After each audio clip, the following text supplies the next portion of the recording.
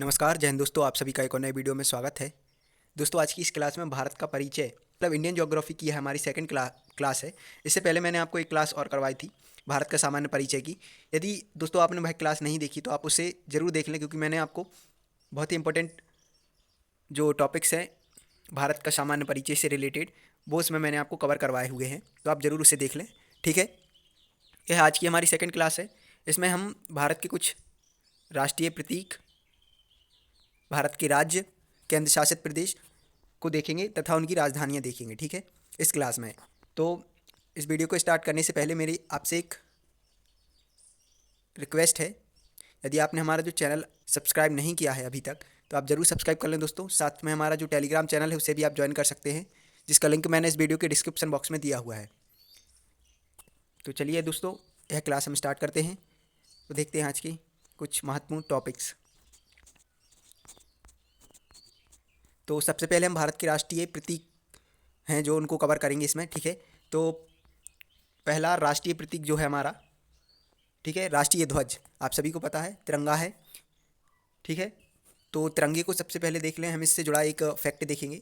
तिरंगे को 22 जुलाई 1947 को आधिकारिक रूप से अपनाया गया था। ठीक है दोस्तों, और इसे पिंगली वेंकैया ने डिज़ाइन किया था। जो हमारा राष्ट्रीय ध्वज तिरंगा है उसको पिंगली वेंकैया ने मतलब डिज़ाइन किया था। ठीक है, आगे देखें राष्ट्रीय गान। तो राष्ट्रीय गान हमारा जनगण मन है। ठीक है, इसे रविन्द्रनाथ टैगोर ने बंगाली में लिखा था और इसका पहला गायन 27 दिसंबर 1911 को कांग्रेस अधिवेशन में हुआ था। ठीक है दोस्तों, रविन्द्रनाथ टैगोर ने हमारा जन गण मन लिखा था। ठीक है, और इसे 27 दिसंबर 1911 को कांग्रेस अधिवेशन में गाया गया था पहले।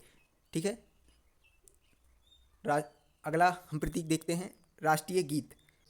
राष्ट्रीय गीत हमारा वंदे मातरम है।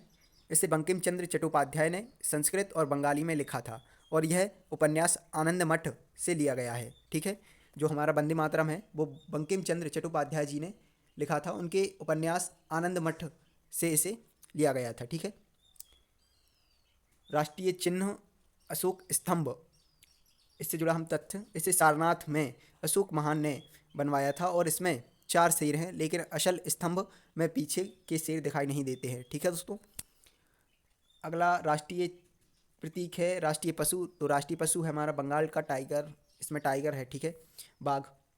भारत में टाइगर रिजर्व प्रोजेक्ट 1973 में शुरू हुआ था ताकि बाघों की संख्या बचाई जा सके। ठीक है, इस फैक्ट को आप याद रखें। राष्ट्रीय पक्षी मोर। 1963 में मोर को भारत का राष्ट्रीय पक्षी घोषित किया गया, क्योंकि यह भारतीय संस्कृति और पौराणिक कथाओं में महत्वपूर्ण स्थान रखता है, इसलिए। ठीक है दोस्तों, इसको भी आप याद रखें। राष्ट्रीय फूल कमल। कमल को पवित्रता और दिव्यता का प्रतीक माना जाता है और यह भारतीय धर्मों में महत्वपूर्ण स्थान रखता है। ठीक है, राष्ट्रीय वृक्ष बरगद। इसे अमरता और अनंत जीवन का प्रतीक माना जाता है और इसकी शाखाएं स्वतः जड़ बनाकर फैलती हैं। ठीक है, राष्ट्रीय फल आम। आम को फलों का राजा कहा जाता है और इसकी 1000 से अधिक किस्में भारत में पाई जाती हैं। ठीक है दोस्तों, इसको आप याद रख सकते हैं। राष्ट्रीय नदी गंगा। गंगा नदी दुनिया की सबसे लंबी नदी प्रणालियों में से एक है और इसे हिंदू धर्म में देवी के रूप में पूजा जाता है। राष्ट्रीय खेल हॉकी। भारत ने 1928 से 1956 के बीच ओलंपिक में लगातार 6 स्वर्ण पदक जीते थे, जिससे हॉकी को राष्ट्रीय खेल की मान्यता मिली।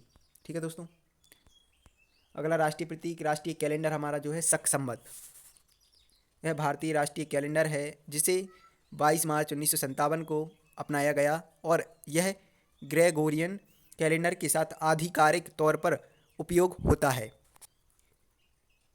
राष्ट्रीय मुद्रा भारतीय रुपया। भारतीय रुपया प्रतीक 2010 में अपनाया गया था और इसे उदय कुमार धरनी ने डिज़ाइन किया था। तो इस फैक्ट को आप याद रख सकते हैं। ठीक है दोस्तों, अब यहाँ से हम भारत के राज्य और केंद्र शासित प्रदेशों की राजधानियाँ देखेंगे। ठीक है दोस्तों, तो पहला है आंध्र प्रदेश। आंध्र प्रदेश की जो राजधानी है वो है हमारी अमरावती। ठीक है दोस्तों, आंध्र प्रदेश एकमात्र राज्य है जिसकी 3 प्रस्तावित राजधानियां हैं। विशाखापट्टनम कार्यकारी है, अमरावती विधायी है और कुर्नूल न्यायिक राजधानी है। ठीक है दोस्तों, आंध्र प्रदेश की 3 राजधानियां हैं जो यहाँ पे मैंने आपको डिस्कस कर दी हैं। ठीक है, अगला है अरुणाचल प्रदेश। तो इसकी राजधानी हमारी ईटानगर। अरुणाचल प्रदेश को भारत का land of the rising sun कहा जाता है, क्योंकि भारत में सबसे पहले सूर्योदय यहीं होता है। जो अरुणाचल प्रदेश है दोस्तों, वह भारत के सबसे पूर्व में है, तो इसलिए इसे भारत का land of the rising sun कहा जाता है। ठीक है। असम। असम की राजधानी है दिसपुर। पहले असम की राजधानी शिलांग थी, लेकिन मेघालय के गठन के बाद 1973 में दिसपुर को राजधानी बनाया गया। ठीक है दोस्तों। अगला है बिहार। बिहार की राजधानी पटना है। पटना का प्राचीन नाम पाटलिपुत्र था, जो मौर्य और गुप्त साम्राज्यों की राजधानी थी। ठीक है। अगला है छत्तीसगढ़। छत्तीसगढ़ की राजधानी हो जाएगी रायपुर। छत्तीसगढ़ भारत का पहला राज्य है जिसने ट्राइबल टूरिज्म सर्किट विकसित किया। ठीक है दोस्तों। गोवा। गोवा की राजधानी है पणजी। पणजी भारत की सबसे छोटी राजधानी है और यहाँ की चर्चें यूनेस्को वर्ल्ड हेरिटेज साइट्स में शामिल है। ठीक है दोस्तों। गोवा हमारा क्षेत्रफल की दृष्टि से भी सबसे छोटा राज्य है, इसको भी आप याद रखें। ठीक है। गुजरात। गुजरात की राजधानी है गांधीनगर। गांधीनगर भारत का पहला पूरी तरह से प्लान किया गया ग्रीन सिटी है। ठीक है दोस्तों, इसे आप याद रख सकते हैं। अगला है हरियाणा। हरियाणा की राजधानी है चंडीगढ़। चंडीगढ़ भारत का पहला प्लान्ड शहर है जिसे प्रसिद्ध वास्तुकार ली कॉर्बूजिए ने डिजाइन किया था। ठीक है। हिमाचल प्रदेश। हिमाचल प्रदेश की राजधानी शिमला है। ब्रिटिश शासन के दौरान शिमला को भारत की गर्मी की राजधानी घोषित किया गया था। ठीक है। अगला है झारखंड। झारखंड की राजधानी रांची है दोस्तों। रांची भारत के सबसे बड़े लौह अयस्क उत्पादक क्षेत्रों में से एक है। ठीक है दोस्तों। कर्नाटक। कर्नाटक की राजधानी है बेंगलुरु। तो बेंगलुरु को भारत का सिलिकॉन वैली कहा जाता है, क्योंकि यह भारत का आईटी हब है। ठीक है दोस्तों, इस फैक्ट को आप याद रखें। अगला है केरल। केरल की राजधानी है तिरुवनंतपुरम। तिरुवनंतपुरम में स्थित पद्मनाभ स्वामी मंदिर दुनिया का सबसे अमीर मंदिर माना जाता है दोस्तों। ठीक है। मध्य प्रदेश। मध्य प्रदेश की राजधानी है भोपाल। इसे देखा जाए तो दोस्तों भोपाल झीलों का शहर कहा जाता है और यहाँ एशिया की सबसे बड़ी मानव निर्मित झील बड़ा तालाब स्थित है। यह दोस्तों सबसे बड़ी तो नहीं है, पहले होगी, लेकिन अब शायद गोविंद बल्लभ पंत जो झील है उत्तर प्रदेश में, वह एशिया में सबसे बड़ी है। ठीक है, इसको आप देख लें, थोड़ा चेक कर लें। ठीक है। महाराष्ट्र। महाराष्ट्र की राजधानी है मुंबई। मुंबई भारत की आर्थिक राजधानी है और यहाँ स्थित स्टॉक एक्सचेंज एशिया का सबसे पुराना स्टॉक एक्सचेंज है। ठीक है दोस्तों। मणिपुर। मणिपुर की राजधानी है इम्फाल। मणिपुर में स्थित लोकटक झील दुनिया की एकमात्र तैरती हुई झील है। ठीक है दोस्तों। लोकटक झील जो है वह मणिपुर में है। ठीक है। यह ताजे पानी की झील है दोस्तों, लोकटक झील। ठीक है, इसे आप याद रख सकते हैं। मेघालय। मेघालय की राजधानी है शिलांग। शिलांग को भारत का स्कॉटलैंड कहा जाता है, क्योंकि यहाँ का मौसम पहाड़ स्कॉटलैंड से मिलते जुलते हैं। ठीक है दोस्तों। अगला है मिजोरम। मिजोरम की राजधानी है आइजोल। मिजोरम में 90% से अधिक क्षेत्र जंगलों से ढका हुआ है, जो इसे भारत का सबसे हरा भरा राज्य बनाता है। ठीक है। नागालैंड। नागालैंड की राजधानी है कोहिमा। नागालैंड में हॉर्नबिल फेस्टिवल मनाया जाता है, जिसे त्योहारों का महाकुंभ कहा जाता है। ठीक है। ओडिशा। ओडिशा की राजधानी है भुवनेश्वर। भुवनेश्वर को मंदिरों का शहर कहा जाता है, क्योंकि यहाँ 500 से अधिक प्राचीन मंदिर हैं। ठीक है दोस्तों, इसे आप याद रख सकते हैं फैक्ट को। पंजाब। पंजाब की राजधानी है चंडीगढ़ और ऊपर हमने देखा था हरियाणा की राजधानी भी चंडीगढ़ है। ठीक है। और चंडीगढ़ जो है हमारा यूटी भी है, यूनियन टेरिटरी। ठीक है दोस्तों। पंजाब भारत का एकमात्र राज्य है जिसकी राजधानी किसी और राज्य हरियाणा की भी राजधानी है। ठीक है। राजस्थान। राजस्थान की राजधानी है जयपुर। जयपुर को पिंक सिटी कहा जाता है और यह दुनिया का पहला प्लांट शहर है। ठीक है दोस्तों। सिक्किम। सिक्किम की राजधानी है गंगटोक। सिक्किम भारत का पहला पूर्ण जैविक राज्य है। ठीक है दोस्तों। तमिलनाडु। तमिलनाडु की राजधानी है चेन्नई। चेन्नई में स्थित मरीना बीच भारत का सबसे लंबा समुद्र तट है। अगला है तेलंगाना। तेलंगाना की राजधानी है हैदराबाद। हैदराबाद को पर्ल सिटी कहा जाता है दोस्तों, क्योंकि यह ऐतिहासिक रूप से मोतियों के व्यापार का प्रमुख केंद्र था।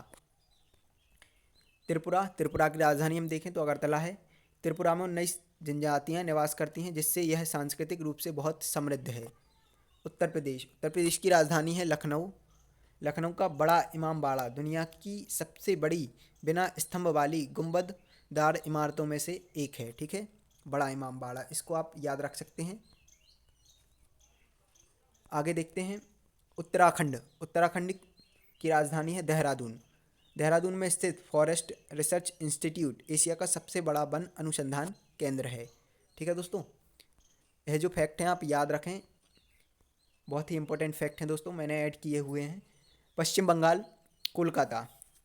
ठीक है दोस्तों, पश्चिम बंगाल की जो राजधानी है वह कोलकाता है।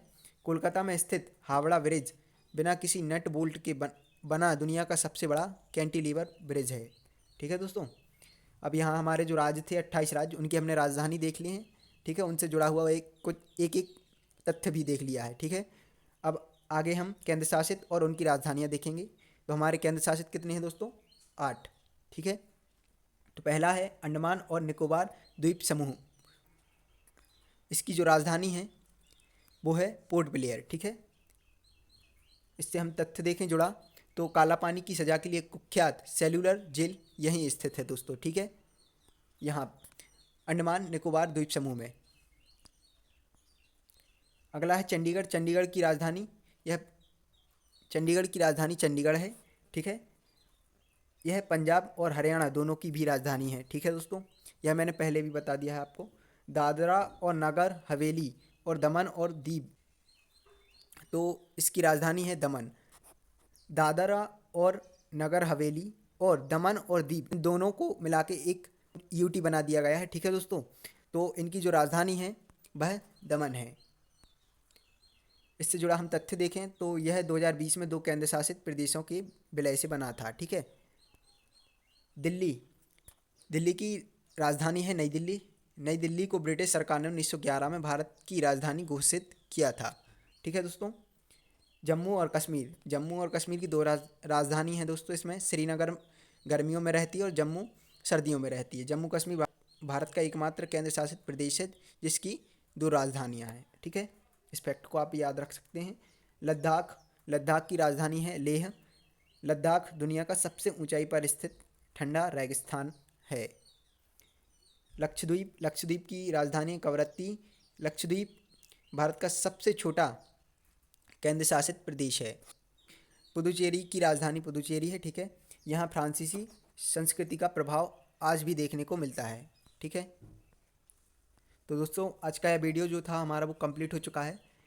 आपसे मेरी रिक्वेस्ट है, यदि आपने हमारा जो चैनल है अभी तक सब्सक्राइब नहीं किया है तो आप ज़रूर सब्सक्राइब कर लें। साथ में हमारा जो टेलीग्राम चैनल है उसे भी आप ज्वाइन कर सकते हैं, जिसका लिंक मैंने इस वीडियो के डिस्क्रिप्शन बॉक्स में दिया हुआ है दोस्तों। ठीक है, तो आप ज़रूर उसे ज्वाइन कर लें। जल्द ही आपको एक और नई क्लास में मिलेंगे जो कि इंडियन ज्योग्राफी से होगी।